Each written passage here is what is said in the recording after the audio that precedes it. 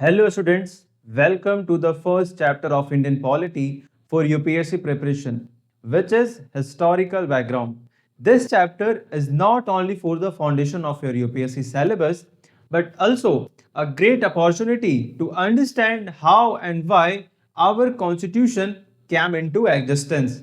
Let's embark on a journey through time to explore the roots of our constitution. किसी भी देश का संविधान उसकी आत्मा होती है. The constitution of any country is its soul. The Indian constitution is not just a document of law, it is the outcome of India's historical, social and political circumstances. To truly grasp its essence, we need to dive into the events that shapes it. Let's see a short story about the constitutional birth. Bharat 1947 आजादी की हवा देश भर में बह रही थी. दिल्ली की एक पुराने हॉल में जहां दीवारें इतिहास की गवाह थी, जहां विद्वान और स्वतंत्रता सेनानी एकत्र हुए. उनका मिशन था एक ऐसा संविधान बनाना जो भारत के सपनों को साकार करे. डॉक्टर बी आर अम्बेडकर, जिन्हें सभी सम्मान से बाबा साहेब कहते थे, वो उस सभा के केंद्र में थे. उनकी आंखों में दृढ़ संकल्प था. This is not just a document, उन्होंने कहा, यह भारत की आत्मा का दर्पण होगा. सभा में कई आवाजें थी. जैसे पंडित नेहरू ने समानता की बात की, सरदार पटेल ने एकता की बात की. एक युवा स्वतंत्रता सेनानी मीरा, जो कि गांव से आई थी, उन्होंने पूछा कि क्या यह संविधान गांव के उस औरतों को भी अन्याय देगा जो अपने अधिकारों से अनजान है. बाबा साहेब ने मुस्कुराते हुए जवाब दिया, हाँ Meera, this constitution will speak for the voiceless also. कई महीनों तक बहस चली, रातें लंबी हुई, कॉफी ठंडी हुई, लेकिन उत्साह कभी कम नहीं हुआ. आखिरकार 26 नवंबर 1949 को संविधान सभा ने अंतिम मसौदा तैयार किया. जब बाबा साहेब ने अंतिम पंक्ति पढ़ी तो सभा में सन्नाटा छा गया. फिर तालियों की गड़गड़ाहट गूंजी. It's not just a victory of words, Baba Saheb ने कहा, यह भारत की भविष्य की नींव है. उस दिन भारत का संविधान जन्मा, जो न केवल कानून का दस्तावेज था, बल्कि एकता, स्वतंत्रता और अन्याय का वादा था. Did you know the Indian constitution borrowed from 10 plus global constitutions, but its preamble echoes the French Revolution ideas of liberty, equality, fraternity, shaped by our freedom struggle. इस अध्याय में, इस चैप्टर में आपको यह समझ में आएगा कि कैसे ब्रिटिश शासन, स्वतंत्रता संग्राम और संविधान सभा ने मिलकर हमारे संविधान की नींव रखी. This is not only importance for UPSC, but also makes you an aware and responsible citizen. Now let's see कि इस चैप्टर में हम क्या क्या पढ़ने वाले हैं. उसका एक ब्रीफ इंट्रोडक्शन इस चैप्टर में हम पढ़ेंगे. Now let's see ब्रिटिश शासन का प्रभाव. The first point is British शासन का प्रभाव, impact of British rule.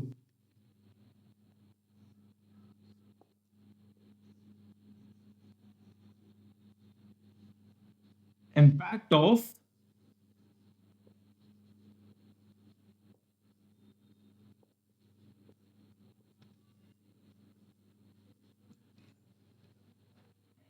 Now understand. British शासन ने भारत में एक व्यवस्थित प्रशासनिक और कानूनी ढांचा स्थापित किया. British rule started a systematic administrative and legal framework in India. Let's look at some key acts that were stepping stones of our constitution. The first act is Regulating Act of 1773.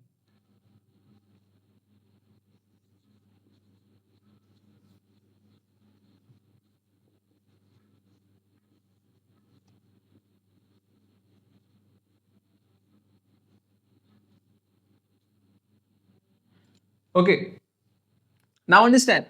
Before this act, the East India Company was like a rogue trade empire. Warren Hastings himself faced impeachment in London for corruption scandals like the Rohilla War bribery, which highlighted the need for regulation. Now understand, Regulating Act of 1773 was the first law passed by the British Parliament to regulate the East India Company administration in India. It was a significant step towards constitutional development. Now, the second is Pitt's India Act 1784.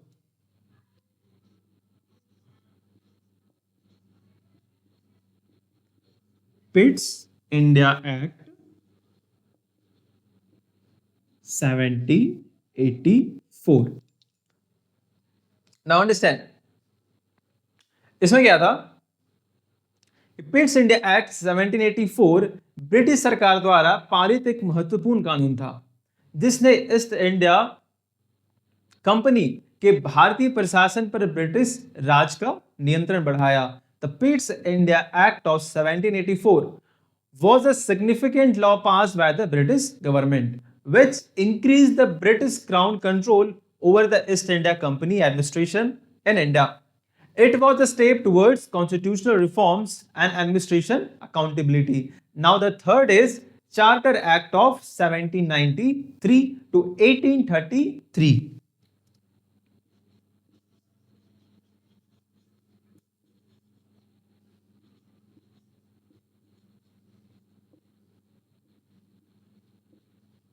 Charter Act of 1793 to 1833.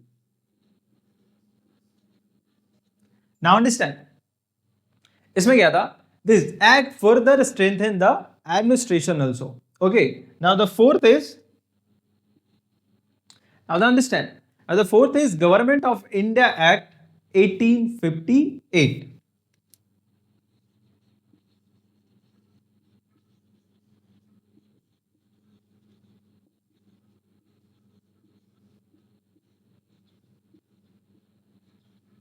Government of India Act 1858. This act marked the transition of Indian government under the British Crown.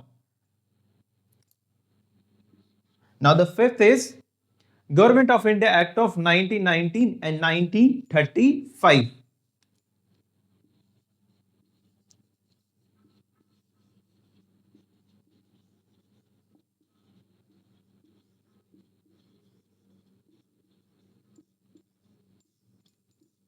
And 1935. Okay. This act introduced limited self-government. The 1935 Act is in particular was a major influence on our constitution, federal structure. Interesting. अब इसमें क्या है कि आपको एक interesting fact मैं बता रहा हूं. The 1935 Act divided power into federal provisional and concurrent list, directly inspiring Schedule 7 in our constitution, which still govern center-state relationship today. Okay. Now the second is, okay, we have to remove this.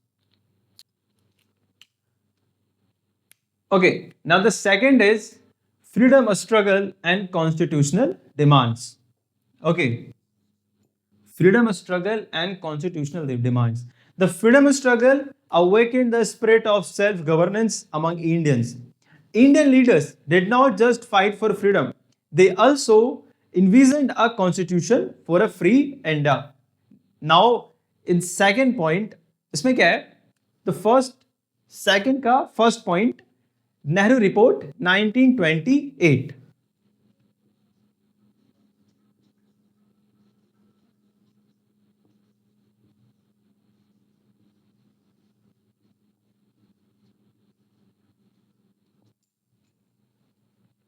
Nehru Report 1928. This was the first constitutional framework proposed by Indians. Motilal Nehru जो एक अमीर वकील थे ने अपने बेटे जवाहरलाल नेहरू के साथ मिलकर यह रिपोर्ट तैयार की. यह ब्रिटिश को चुनौती दी कि we can make our constitution including progressive demands like women suffrage the acts human interest and shows Indian agency. Now the third is, इसमें second क्या है? Okay. Now the second is Karachi Adhiveशन 1938. 1. Karachi Resolution.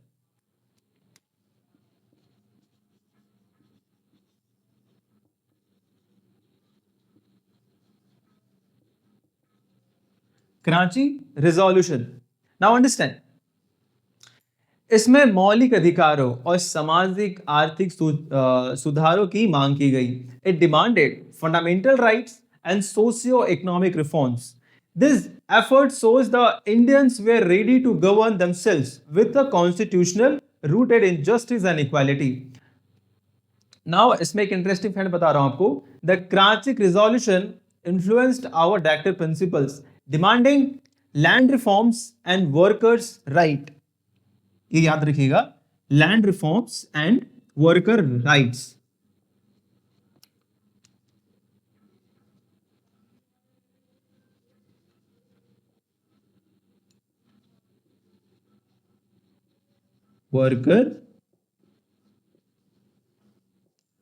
Worker rights. ठीक है. Now the third is संविधान सभा का गठन, formation of our constituent assembly. ये इस चैप्टर का ओवरव्यू है कि आने वाले चैप्टर में हम क्या कौन कौन से टॉपिक कवर करने वाले हैं. उसका ये एक शॉर्ट पैराग्राफ है, एक शॉर्ट कि नेहरू रिपोर्ट है, कराची रिजोल्यूशन में है, हमें कराची रिजोल्यूशन में लैंड रिफॉर्म पढ़ना है, देन वर्कर राइट्स पढ़ने हैं. नाउ द थर्ड क्या है? संविधान सभा का गठन, formation of our constituent assembly.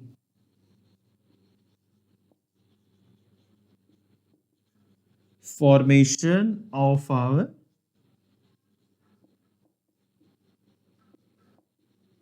constitutional assembly. Okay, 1946 में संविधान सभा का गठन हुआ, जिसमें doctor B R Ambedkar, Jawaharlal Nehru, Sardar Patel जैसे दिग्गज नेताओं ने हिस्सा लिया. It was a movement take to create a constitution that reflected India diversity and aspiration. संविधान सभा ने 2 साल 11 महीने और 18 दिन में संविधान का अंतिम रूप दिया. मतलब कि संविधान को बनने में कितना टाइम लगे? 2 साल 11 महीने और 18 दिन. 2 साल 2 year 11 month and 80 days. Okay. Now understand. Next point. 26 नवंबर 1949 को संविधान को अपनाया गया और 26 जनवरी 1950 को इसे लागू किया गया.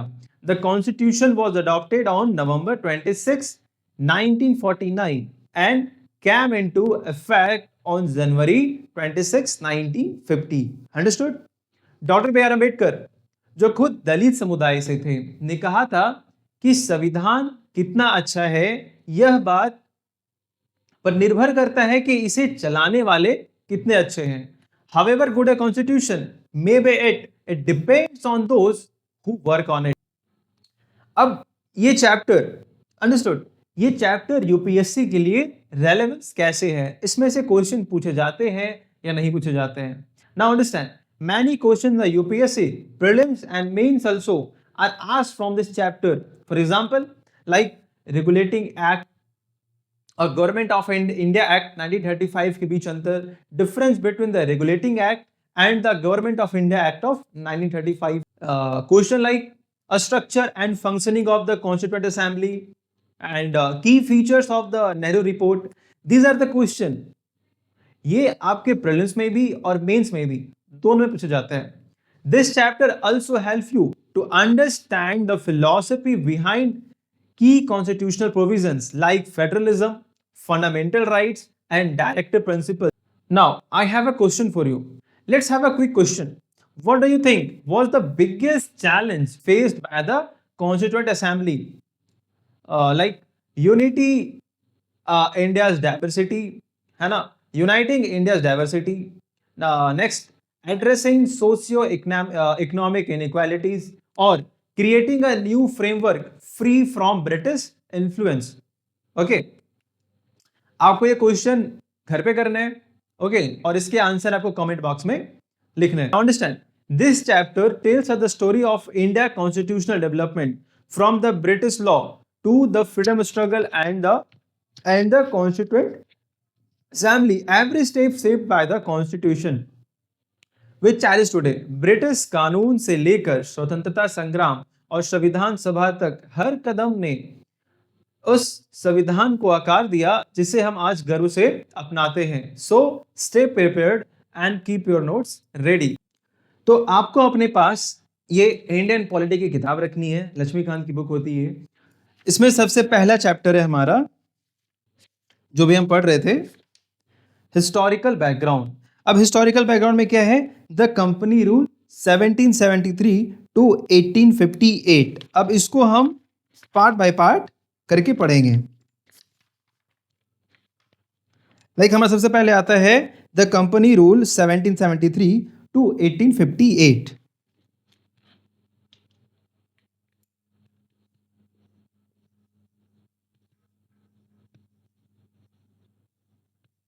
The company rule 1773 to 1858। ठीक है, अब क्या है, 1773 से 1858 तक इसमें अलग अलग एक्ट आए, like regulating act of 1773, amending act of 1781, Pitt's India act of 1784, act of 1786। But इस वीडियो में हम 3 एक्ट कंप्लीट करेंगे। पहला होगा regulating act of 1773। The first is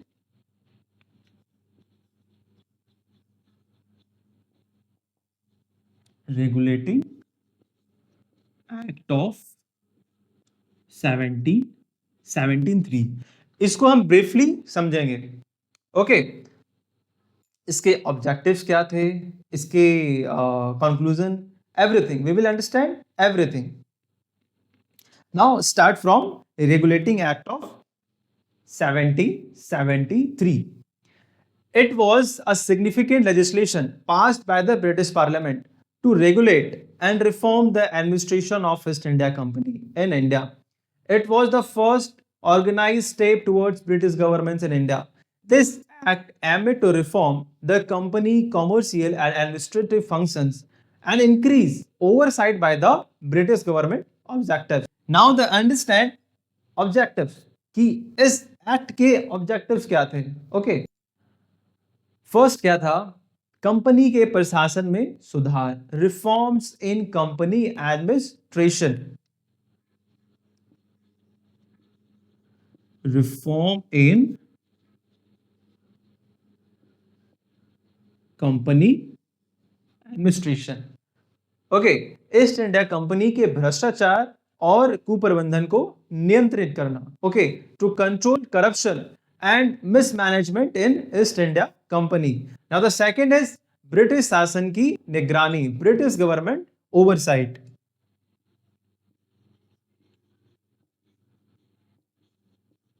British government oversight to establish British government control over the company affairs in India. Now the third is judicial reform. Judicial reform. Okay. Bharat ने एक व्यवस्थित प्रशासनिक और न्यायिक ढांचा बनाया to create and organize administration and judicial framework in India. Now we will understand next key provisions. The key provisions of the Regulating Act of 1773. Now the first is Governor General की नियुक्ति। ये हो गया आपका key provisions। की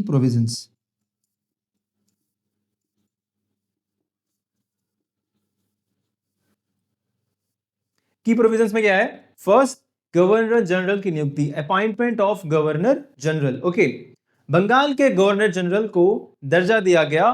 पहला governor general Warren Hastings थे। कौन थे? Warren Hastings. First governor general is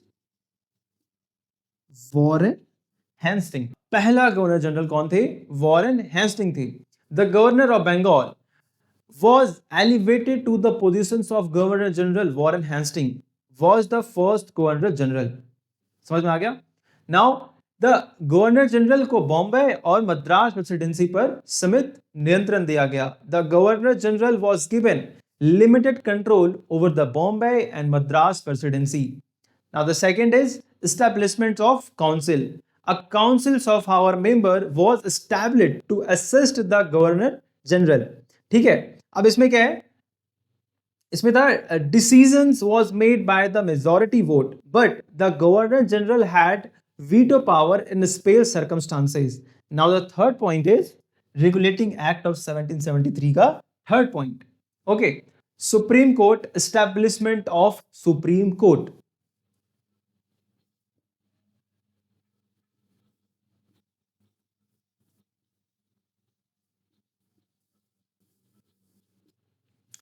Now understand, establishment of Supreme Court.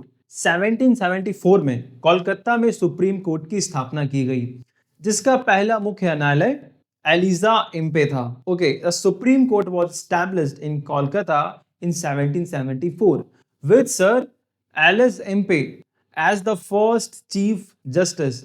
The court headed cases involving British citizens and company employees. Now the fourth point is company के मामलों पर नियंत्रण, control over company affairs.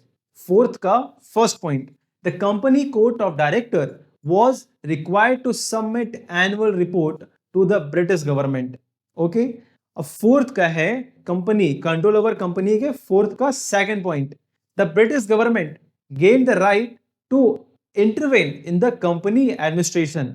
Okay, now understand significance of regulating act of 1773.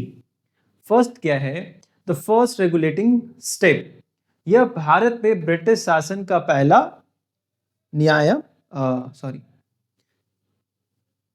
यह भारत में British शासन का पहला नियामक कदम था. It was the first regulatory step towards British governance in India.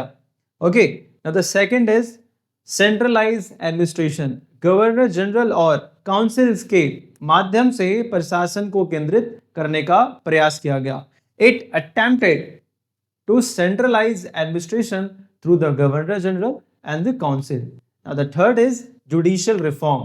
Supreme court की स्थापना ने न्यायिक ढांचे को मजबूत किया. The establishment of the supreme court strengthen the judicial framework.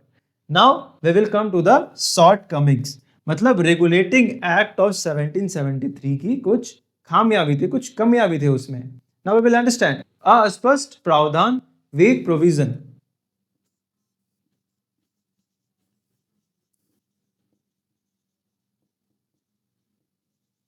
Weak provision. Okay, the division of power between the Governor General and the Council was weak, leading to conflicts. Nand Kumar trial British सरकार के इतिहास में एक महत्वपूर्ण घटना थी. इसको समझते हैं. जो 1775 में कलकत्ता में हुई थी. ओके, यह ट्रायल वॉरेन हेस्टिंग, जो उस समय के बंगाल के गवर्नर जनरल थे, उनके खिलाफ लगाए गए आरोपों से जुड़ा हुआ था. नंद कुमार एक बंगाली ब्राह्मण थे जिन्हें हेस्टिंग के खिलाफ भ्रष्टाचार के आरोप लगाने के लिए फांसी दी गई. यह मामला अन्यायिक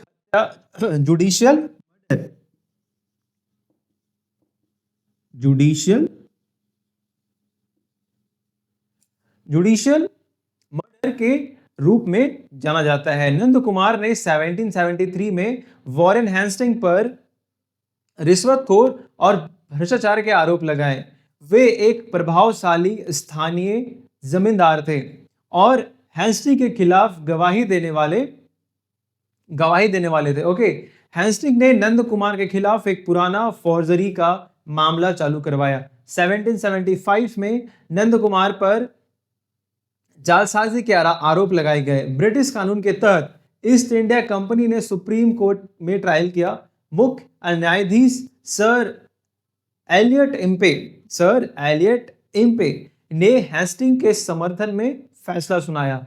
नंद कुमार को दोषी ठहराया गया. 6 6 अगस्त 1775 को नंद कुमार को फांसी दे दी गई। यह घटना हेस्टिंग के विरोधियों को चुप कराने का प्रयास मानी जाती है। ट्रायल को राजनीतिक साजिश कहा गया क्योंकि यह हेस्टिंग के खिलाफ सुनवाई से ठीक पहले हुआ। The trial highlighted the patriarchy of British Council justice. It damaged Hastings's reputation, contributing to his later impeachment in British and India history. It symbolized colonial exploitation and the misuse of power by the East India Company. Do you know? This act is directly led to the first centralized budget in India under Hastings. Jurisdiction of Supreme Court. There was confusion regarding the jurisdiction of the Supreme Court and the Bengal Civil Court. Second, अन्य presidencies पर समित नियंत्रण, limited control over other presidencies, governor general और Bombay Madras presidency पर प्रभाव नियंत्रण. Now the conclusion is Regulating Act of 1773 Bharat में British शासन की नींव रखने वाला पहला कदम था। यद्यपि इनमें कई कमियां थी, फिर भी इसने भारत में एक संगठित प्रशासनिक और अन्यायिक व्यवस्था की शुरुआत की। इसकी कमियों को दूर करने के लिए बाद में पिट्स इंडिया एक्ट 1784 लाया गया। Okay, the Regulating Act of 1773 was the first step in laying the foundation of British government in India. Despite its shortcoming, it initiated an organized administration and judicial system in India. Its deficiency were later addressed by the Pitt India Act of 1784. So, दोस्तों आज हमने regulating act of 1773 के बारे में detail में समझा। ये act UPSC के लिए बहुत इंपॉर्टेंट है। याद रखिए, वॉरेन हेस्टिंग के ट्रायल से लेकर के अंबेडकर के सपने तक ये हिस्ट्री सिर्फ फैक्ट नहीं, इंस्पिरेशन है। जैसे हेस्टिंग ने कहा था, इंडिया को समझना है तो उसके लॉ से शुरुआत करो।